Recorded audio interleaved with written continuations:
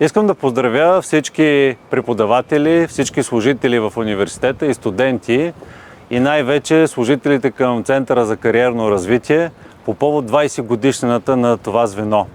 Центъра за кариерно развитие празнува своя 20 годишен юбилей в годината, в която и нашия университет празнува една знаменателна годишнина – 65 години от основаването на нашата Алма Матер. През изминалите 2 десетилетия Центъра за кариерно развитие се утвърди като изключително важно и структуроопределящо звено за университета. Това е така, защото Центърът изгражда ключовия мост между академичното образование и реалния пазар на труда, като пряко подпомага успешната професионална реализация на нашите студенти и непрекъснато повишава авторитета на висшето образование сред работодателите. Искам да поздравя Кариерния център на Пловдивския университет с 20 годишнината. Всъщност това е много и малко време. Ако се върнем 2 десетилетия назад, Кариерният център е един от първите университетски кариерни центрове в България, който започна началото в педагогически факултет, след това обхвана и целия Пловдивски университет. И неговата мисия, още далечната вече 2006 година, беше да направи една по-добра, по-холистична връзка между обучението на студентите с тяхната реализация, с това те да бъдат подготвени с определени практически умения при среща с бъдещи работодатели, за това да имат по-добри и по-успешни за тях практики. Затова и Кариерният център участва години наред в големият проект на Министерството на образованието и науката, свързан с студентските практики, защото той даваше още една възможност и дава още една възможност студентите да бъдат по-близко до работата, която след това ще практикуват като своя професия.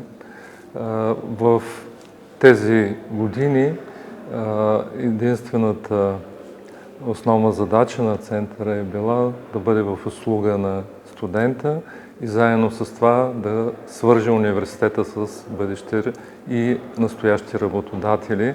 Надявам се, че през следващите години тази връзка ще бъде още по-добра, още по-ефективна и ще допринесе за по-добрата подготовка на студентите и съответно по-добрата им тяхна реализация в професиите, които са си избрали. Пожелавам успех на сегашните и бъдещи студенти, които са и ползватели на услугите на Кариерния център на Пловдивския университет. Благодаря ви. Здравейте и честита 65 годишнина на университета. От 2011 година до 2025 година, когато Университетския кариерен център премина от педагогическия факултет към университета, бях директор на Кариерния център. Това е един период, в който убеждавахме студентите какво е важно за тяхното кариерно развитие.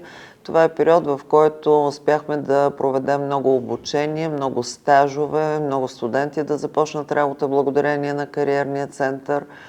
Разбира се, правени са общи кариерни събития за целия университет. През целия период сме подкрепили и кариерните събития, които са правени по факултети.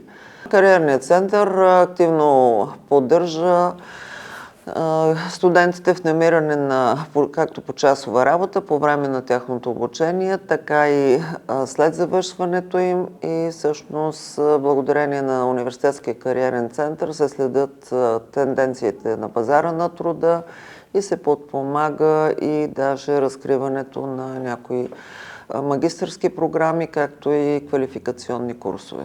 На добър час на всички студенти, на добър час на всички преподаватели, администратори и нека в тази знаменателна година, 65-та година от съществуването на университета, да си пожелаем по-големи успехи, здраве и разбира се благополучие.